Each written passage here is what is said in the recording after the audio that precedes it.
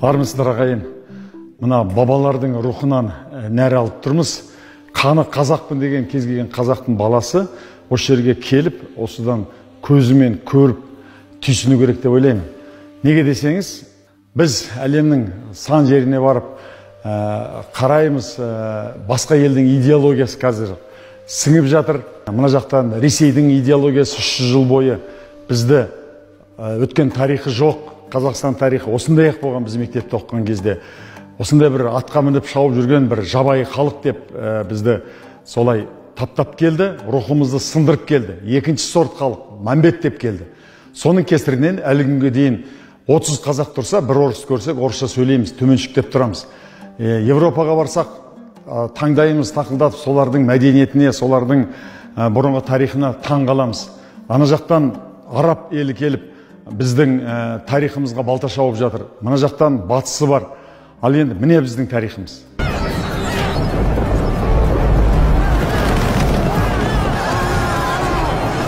Міне 3000 жыл бұрын біздің бабалар осы ДНК, осы қан, осылардан келген тек біздің қанымызда жатыр. Енді бабалардан қандай үлгі алуымыз керек? Осыдан 3000 жыл бұрын қандай технология болған? Қазір 21 ғасырда технология жетілген күннің өзінде осы сияқты әшекей бұйымдарды жасау, алтынды дәл осындай қылып өңдеу, фольга жасалған. Және қандай архитектура, қандай сол кездегі озық технология. Өкінішке қарай, сол сақтар дәуірі бір кезде аяқталды, жердің астында көміліп қалды. Содан кейін ғұндар келді, батырлар. Олар да біздің бабаларымыз, Қытайға ұлы қорған салдырған. Содан кейін көк түріктер, кешегі күлтөгіндер мен кешегі тоны көктер.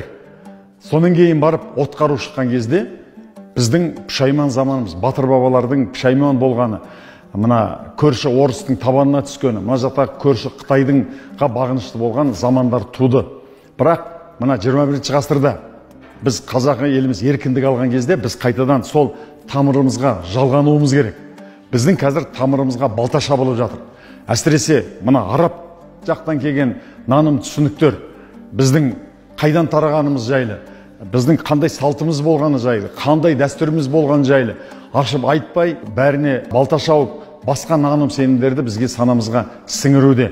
Міне біздің бабалар кезінде қалай жерлеген, сол кезде қалай бальзамдап, айлап, өздерінің мүрделерін зерлеген күннің өзінде қандай философия, қандай технология болған. Аттарды әшекейлеген кезде оларға салынған мүйіздер, салынған қанат, мына бүркіттің тұмсығы, аттардың басына салынған мына таутекенің мүйізі, ол әшейін салына салған бір заттар емес. Оның бәрінде терең философиялық мағына бар. Мына жантақ деген шөп бар, тамыры шөлейт далада өседі, оның тамыры 50 метрге дейін кетеді екен. Оны түйе деген мал жейді. Нар жолында жүк қалмас деген түйе алып күштің иесі, оның сүті де, жүні де, еті де кереметтей қасиетті ем. Өйткені ол анау тереңнен шыққан шөп жантақтан соны жейді, соны күш қуатын алады. Бізде осы бабалардан тарихын зерттеуіміз керек, солардың мақтануымыз керек. Ұлтымыздың әрбір ұрпақтың санасына, міне сенің батыр бабаларың осылай болған. Бүкіл әлем таңғалады. Әлемде дәл осындай экспонаттар, дәл осылай кезіндегі 3000 ғасыр бұрын жерде сақталмаған. Жалпы әлемге, адамзатқа өркениет, цивилизация осы қазақтың даласында басталған. Неге десеңіз, жаяу жүрген адам алысқа бара алмаған, жүгін арқалап жеткізе алмаған. Ол сол өзінің маңайында ғана жүрген. Ал қашан атты қолға үйреткеннен бастап, өркениет, цивилизация басталды. Осы атты жылқы жануарын ең бірінші болып кімдер қолға үйретті деген кезде, осыдан 5000 жыл бұрын біздің скифтер, сақтар үйреткен екен. Оған куә мына Ботай қорғанында, Көкшетауда, сол жердегі салынған скифтердің қорғанынан бір жерде 300 аттың мүрдесі табылған. Сол жерде қыш ыдыстардың ішінде қымыздың қалдығы табылған. Ең алғаш атқа үйреткен, ер-тоқым салған, ауыздықты ойлап шығарған, үзеңгіні ойлап шығарған біздің бабалар өркениет. Бұны неге айтып жатырмын? Бұны айтатыным, біз содан рух алып, біз сол скифтарға, сақтардың қаны бізде жатыр. Біз қайтадан әлемдегі ең озық ұлт, ең білімді, ең технология меңгерген ұлтқа айналуымыз керек.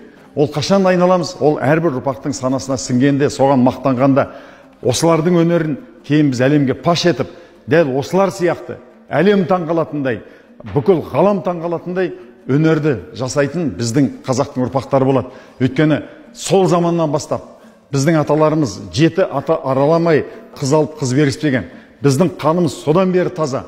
Қазіргі қазақтың балаларының әлемді таң қалатындай математикадан, физикадан, түрлі технологиядан кереметтей өнер көрсетіп, әлемдік доданы жеңіп жатқаны сондай қанымыздың тазалығы. Барлық қазақтар келіңдер, көріңдер, санаға сіңіріңдер деп айтқым келеді. Сақтардың ұрпақ екеніңе, ғұндардың, кешегі Тоныкөктің ұрпақ екеніңе мақтан. Солардың қаны сенің бойыңда жүгіріп жатыр. Сен өз жеріңде алшаң басып жүруің керек. Сен байда бақуатты болуың керек. Осы елдің иесі сенсің. Бұл сенің бабаларыңның жері.